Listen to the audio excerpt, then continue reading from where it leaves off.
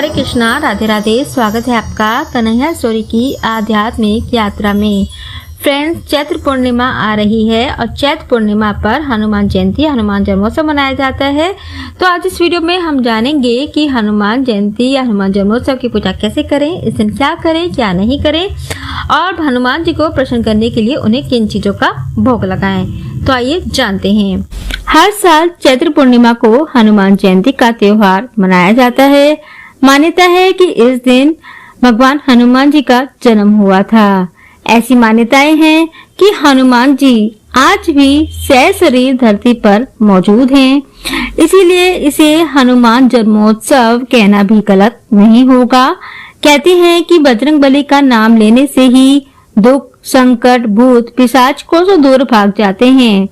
तभी तो तुलसीदास जी ने हनुमान जी को लेकर लिखा है, संकट कटे मिटे सब पीरा, जो सुमिरे हनुमत बलबीरा।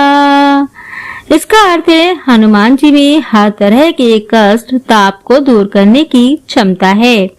भक्त हनुमान जी की जयंती को उत्सव की तरह मनाते हैं।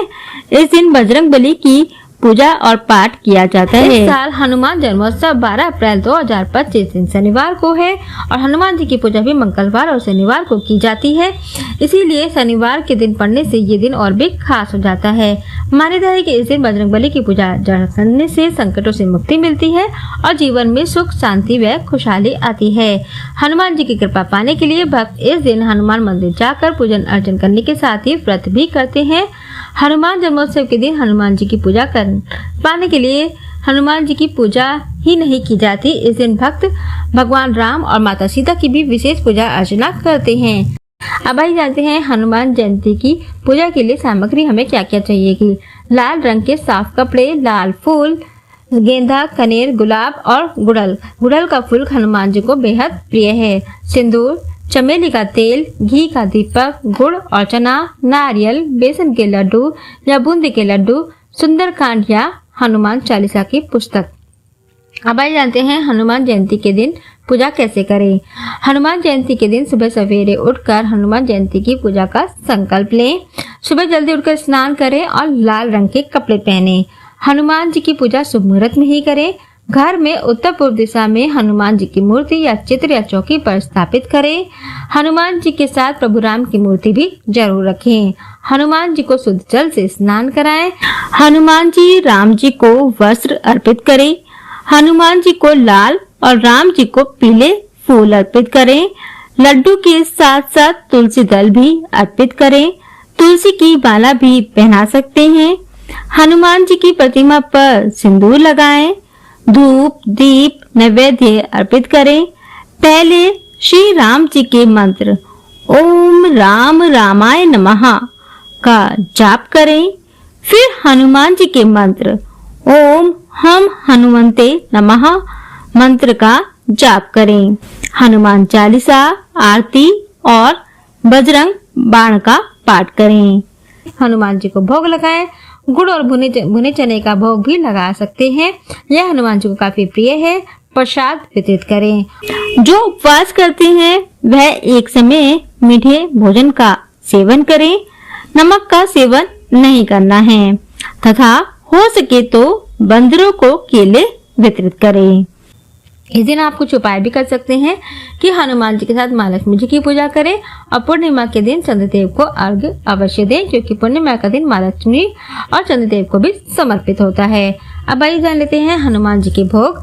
हनुमान जयंती के दिन हनुमान जी को उनके प्रिय भोग जरूर लगाएं। ऐसा करने से हनुमान जी प्रसन्न होते हैं और अपने भक्तों पर कृपा बनाते हैं। हनुमान जी को गुड़, चने, बेसन के लड्डू, मीठी बूंदी, फल, लाल फल, पान का बीड़ा, इन सभी चीजों का भोग आप लगा सकते हैं।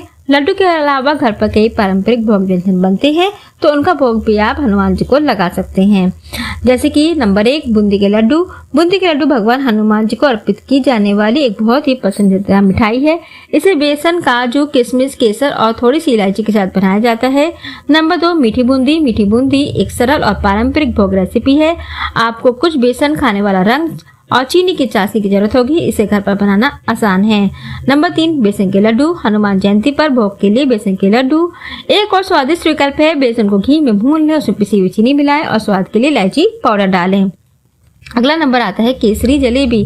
केसरी जलेबी त्योहार के भोग की थाली में बिल्कुल फिट बैठती है। दही और आटे से बने घोल को जलेबियों में डीप फ्राई करें, कढ़ाई में डीप फ्राई करें और फिर केसर युक्त चीनी की चाशनी में भिगोया जाता है।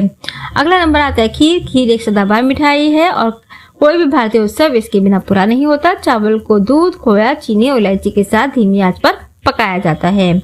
अब आइए जान लेते हैं कि इस दिन हमें क्या करना है और क्या नहीं करना चाहिए। नंबर 1, हनुमान जन्मोत्सव के दिन ब्रह्मचर्य का सख्ती से पालन करना चाहिए। नंबर 2, हनुमान जी की पूजा में कभी भी चरणामृत या पंचामृत का प्रयोग नहीं करना चाहिए। नंबर 3, बजरंग बली की पूजा करते समय सफेद व काले रंग के वस्त्र धारण नहीं करने चाहिए। हनुमान जी की पूजा में लाल रंग के वस्त्र धारण करना शुभ माना गया है।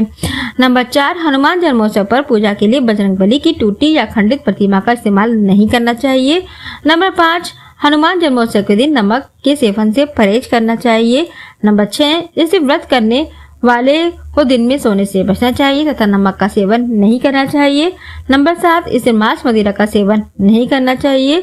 नंबर 8, हनुमान जन्मोत्सव के दिन घर की दहलीज पर आए लोगों का अपमान नहीं करना चाहिए। नंबर 9, हनुमान जी को चने की दाल, बूंदी के लड्डू व इमरती का भोग लगाएं।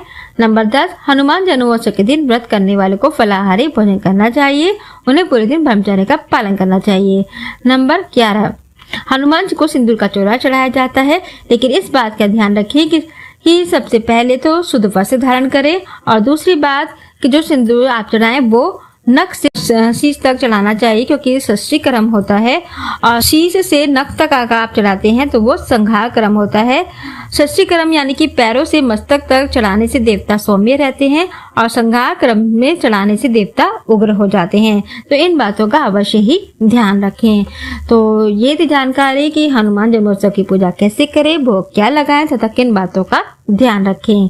तो आप सभी पर हनुमान जी की कृपा बनी रहे। इसी के साथ ही आज की वीडियो में इतना ही और आप सभी को हनुमान जन्मोत्सव, हनुमान जयंती की हार्दिक शुभकामनाएं। जय श्री राम, जय बजरंगबली, जय श्री राधे।